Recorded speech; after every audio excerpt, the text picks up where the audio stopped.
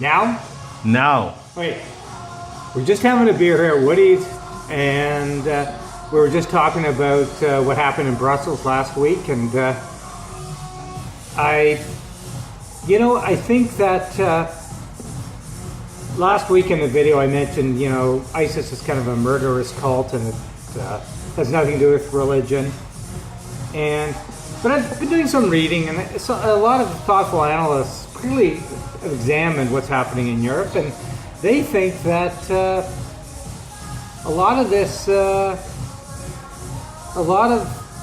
recruitment in Europe, and a lot of why people turn to nutty organizations like ISIS, and I don't even want to use religion here because I still believe it doesn't have a lot to do with religion. People are using it for their own ends.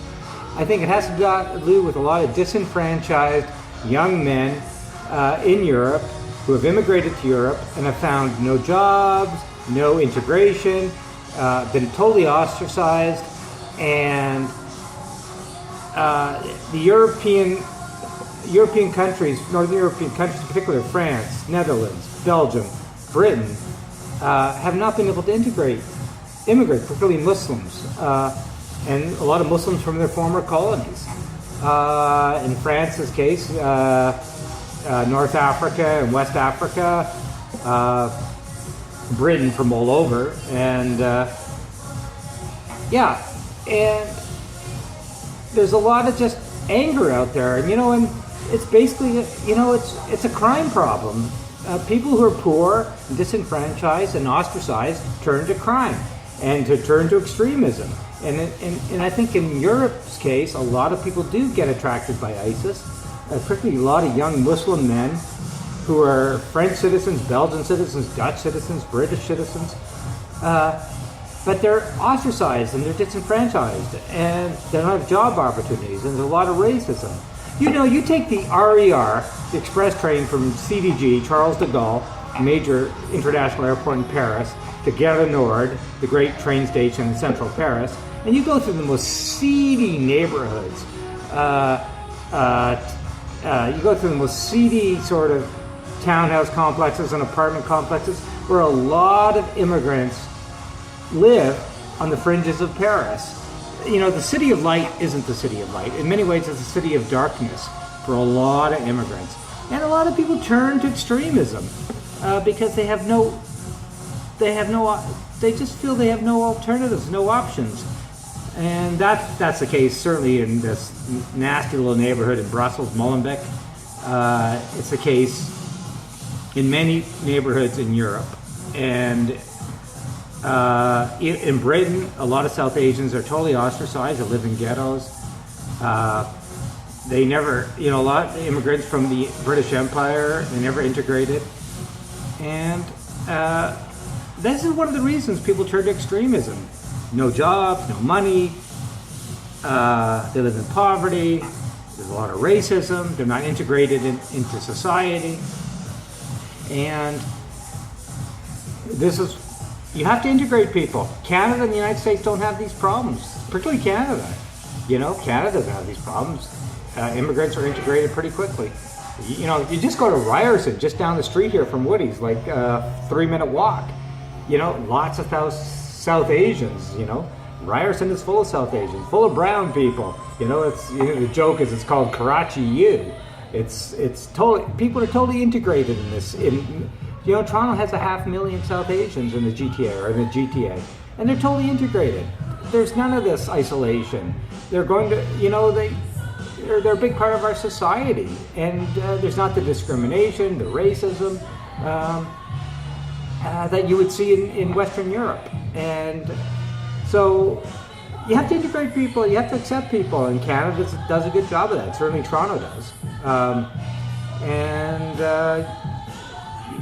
Toronto's a city with the most multi-ethnic city in the world with a huge South Asian population, and they're totally integrated. And you don't have, there are problems. Obviously, the Somali community, there are problems, and there are people who turn to ISIS and go to ISIS, and they're, fighters. Some people come from Calgary and old parts of Canada that will join ISIS.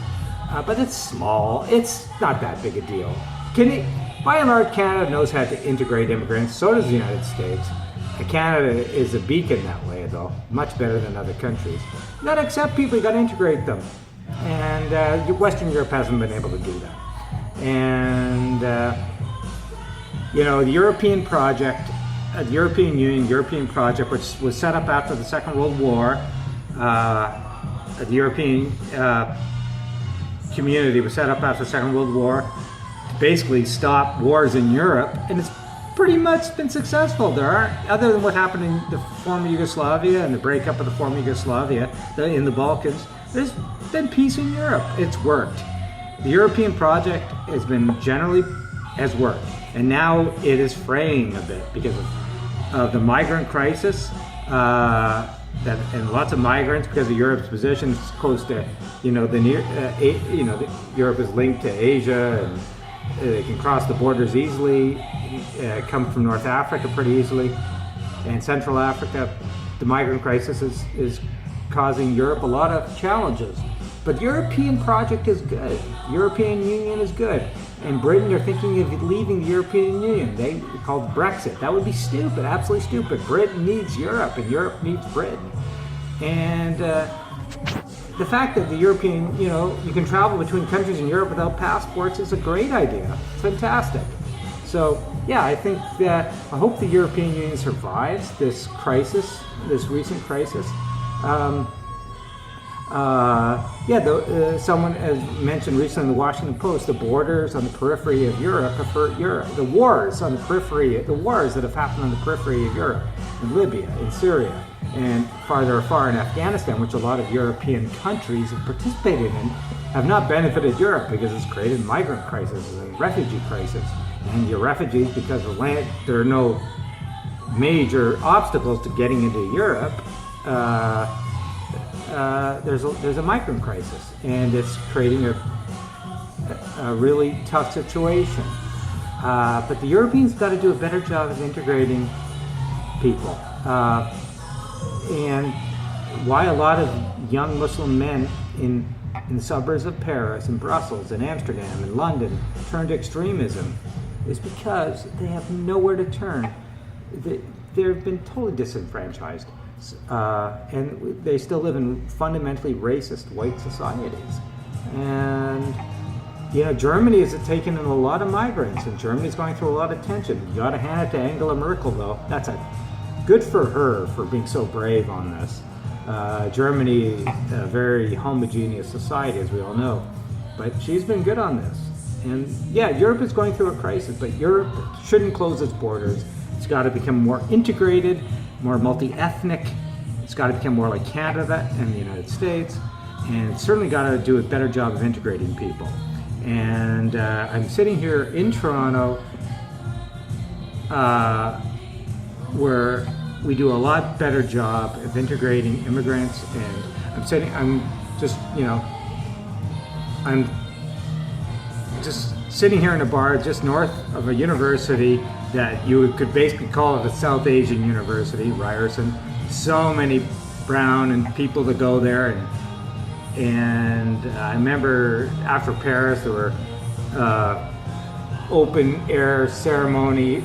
People had open air, Islamic religious ceremonies because they wanted to profess their faith, and nobody cared in Toronto. Everything thought was a great idea. So. So I'm just finish up. I just should shut up now because I've gone on. But I wanted to say Europe needs to do a better job of integrating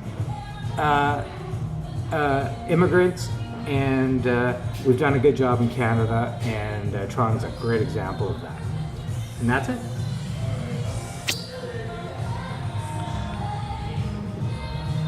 What do you think?